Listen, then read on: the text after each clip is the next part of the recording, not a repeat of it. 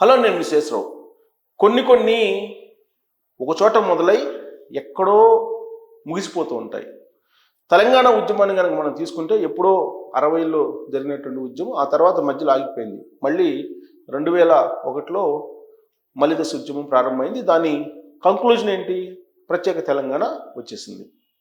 అయితే ఇప్పుడు తాజాగా మొదలైనటువంటి అంశం ఏంటంటే తిరుమల తిరుపతి మీద ప్రాతినిధ్యం తెలంగాణ ప్రజాప్రతినిధులకు కావాలి, తెలంగాణ ప్రజాప్రతినిధులకి ప్రాతినిధ్యం ఇవ్వాలి అనేది మొదలైంది. ఇప్పుడు ఈ క్రమంలో రాబోయేటువంటి రోజుల్లో ఈ వాదం ఎక్కడ ఎండ్ కాబోతుంది, ఎక్కడ ఎండ్ అయ్యేటువంటి అవకాశం ఉంది అనే దాని మీద ఇప్పుడు చర్చ జరుగుతుంది.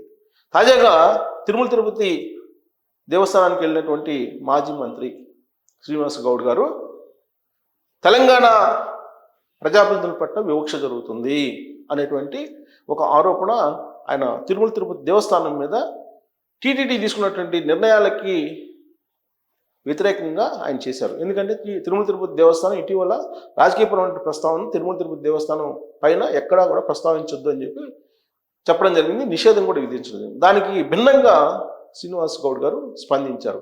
దాంతో గత 3-4 రోజుల నుంచి శ్రీనివాస్ గౌడ్ గారు స్పందించినటువంటి దాని మీదనే చర్చ జరిగింది. మీడియాలో సెంటిమెంట్ని కూడా రంగరించారు. ఆంధ్ర తెలంగాణ అనేటువంటి సెంటిమెంట్ని తిరుమల తిరుపతి దేవస్థానం మీద ఆయన ప్రస్తావించారు. ఆయన చేసినటువంటి వ్యాఖ్యల మీద 2-3 రోజులు చర్చ జరిగింది. ఆ తర్వాత సద్దుమణిగింది.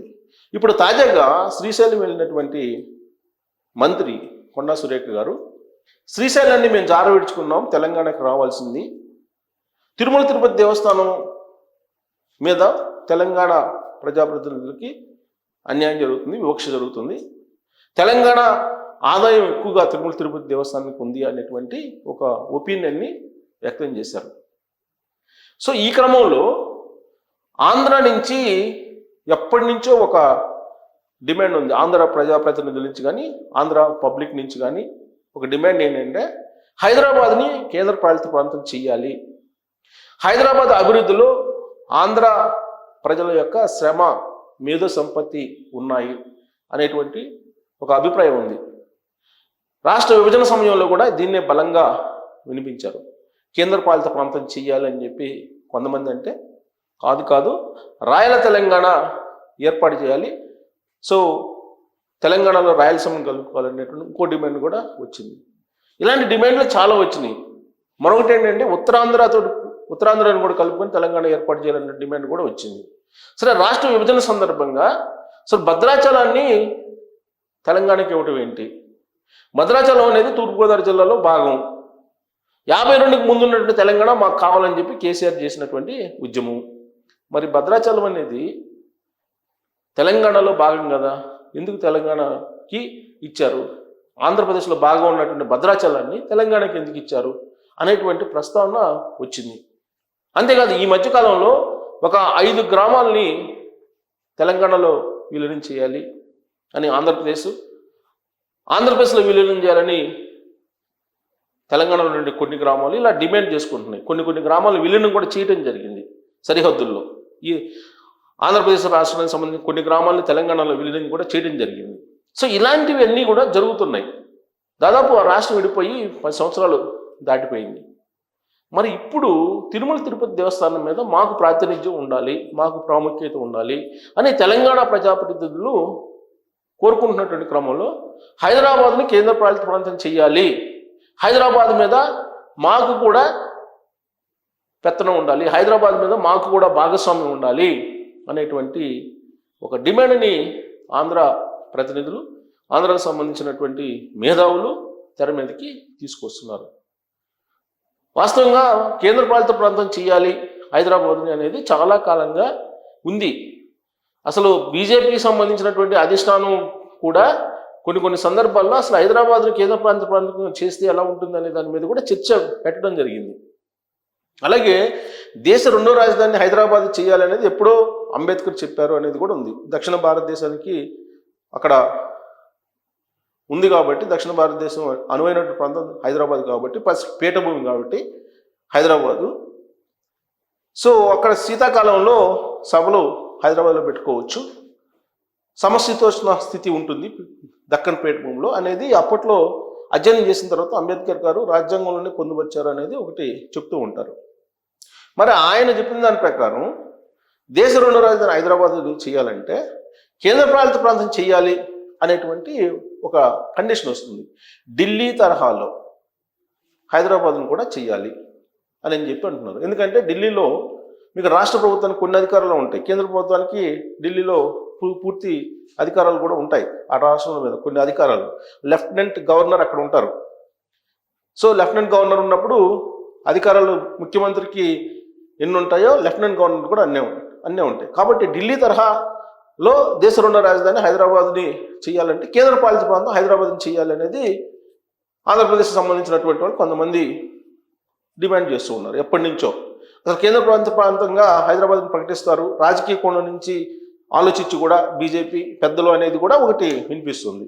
సో కాబట్టి ఇప్పుడు తిరుమల తిరుపతి దేవస్థానం మీద ప్రాముఖ్యత, అలాగే పెత్తనం కావాలని చెప్పి కోరుకుంటున్నటువంటి తెలంగాణ ప్రజాప్రతినిధుల డిమాండ్ నేపథ్యంలో హైదరాబాద్ సంగతి ఏందని చెప్పి ఇప్పుడు అడుగుతున్నారు ఆంధ్రాకి సంబంధించినటువంటి ప్రజాప్రతినిధులు.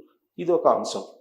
ఇక దేశ రెండో రాజధానికి వచ్చేటప్పటికి అసలు ఈ రాజధానుల కన్నా బెంగళూరు, హైదరాబాద్, అలాగే ఇతర నగరాల కంటే కూడా, చెన్నై కంటే కూడా దక్షిణ భారతదేశంలో కొత్తగా నిర్మితమవుతున్నటువంటి గ్రీన్ సిటీగా అవతరించబోతున్నటువంటి అమరావతి సరైనటువంటి ప్లేసు అనేటువంటి ఒక కొత్త డిమాండ్ కూడా వస్తుంది. కారణం ఏంటంటే కర్ణాటక దేశ రెండు రాజధానిగా బెంగళూరు చేయాలని తీర్మానం చేసింది కర్ణాటక ప్రభుత్వం. అలాగే చెన్నైని దేశ రెండో రాజధాని చేయాలని తమిళనాడు ప్రభుత్వం తీర్మానం చేసి కేంద్రాన్ని పంపించింది. అలాగే తెలంగాణ తీర్మానం చేయలేదు, కానీ ప్రభుత్వం దేశ రెండో రాజధానిగా హైదరాబాద్ చేస్తే నాకేం అభ్యంతరం లేదని చెప్పి కేసీఆర్ గారు అప్పట్లో అన్నారు. అయితే హైదరాబాద్ని దేశ రెండో రాజధానిగా చేయాలంటే ఖచ్చితంగా హైదరాబాద్ కేంద్ర పాలిత ప్రాంతం అనేటువంటి ప్రతిపాదన వస్తుంది, అది చేసి తీరుతారు అనేది కూడా వినిపిస్తుంది. అందుకే బహుశా తెలంగాణ ప్రభుత్వం తీర్మానం చేయకుండా కామ్గా ఉంది. అయితే ఇప్పుడు అమరావతి దేశ రెండో రాజధాని అనేటువంటిది ఒక డిమాండ్ వస్తున్నటువంటి క్రమంలో ఢిల్లీ తరహా రాజధాని కట్టిస్తారని చెప్పి నరేంద్ర మోడీ గారు 2014 ఎన్నికల సందర్భంగా ప్రచారం చేశారు. కాబట్టి అది కూడా తిరుమల తిరుపతి వెంకన్న సాక్షిగా సో అమరావతిని ఢిల్లీ తరహా రాజధానిగా నిర్మించడానికి అవకాశం ఉంది. ఆయన ఇచ్చిన మాట ప్రకారం రాజధాని నిర్మించివ్వాలంటే అమరావతిలోనే సాధ్యం. కాబట్టి అమరావతి దేశ రెండు రాజధానిగా చేయాలి అనేటువంటి ఒక డిమాండ్ కూడా వస్తుంది. ఎట్ ద సేమ్ టైం హైదరాబాద్ని కేంద్ర పాలిత ప్రాంతంగా మార్చేసి హైదరాబాద్ అమరావతిని ఎక్స్ప్రెస్ రోడ్లు వేయటం, అలాగే బుల్లెట్ ట్రైన్స్ వేయటం ద్వారా ఈ రెండింటికి అనుసంధానం కనెక్టివిటీని పెంచాలి అనేటువంటి మరొక ప్రతిపాదన కూడా ఢిల్లీ పెద్దల్లో, బీజేపీ పెద్దల్లో ఉంది అని చెప్పి కూడా తెలుస్తుంది. దేశ రెండో రాజధానిగా అమరావతిని చేసి కేంద్ర పాలిత ప్రాంతంగా హైదరాబాద్ని చేసి ఈ రెండింటికి మధ్య కనెక్టివిటీని పెంచాలి.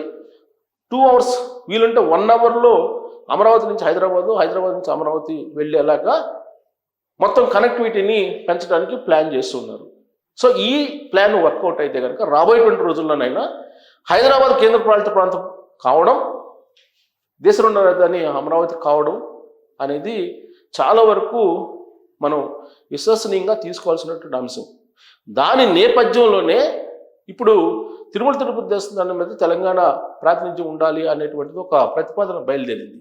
ఇది కనుక ఇంకా కొద్దిగా ఫ్లేవర్ అయితే రాబోయేటువంటి రోజుల్లో ఇవన్నీ కూడా జరిగేటువంటి అవకాశం ఉంది.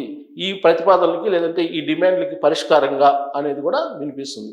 సో రాబోయేటువంటి రోజుల్లో హైదరాబాద్ కేంద్ర పాలిత ప్రాంతం దేశ రెండో రాజధాని అమరావతి కాబోతూ ఉన్నాయా? రాబోయేటువంటి రోజుల్లో ఏం జరగబోతుంది? తిరుమల తిరుపతి దేవస్థానం మీద తెలంగాణ ప్రజాప్రతినిధులకి ప్రాతినిధ్యం ఇవ్వాల్సిన అవసరం ఉందా లేదా అనే దాని మీద కామెంట్ రూపంలో మీ అభిప్రాయం తెలియజేయచ్చు. Thank you very much.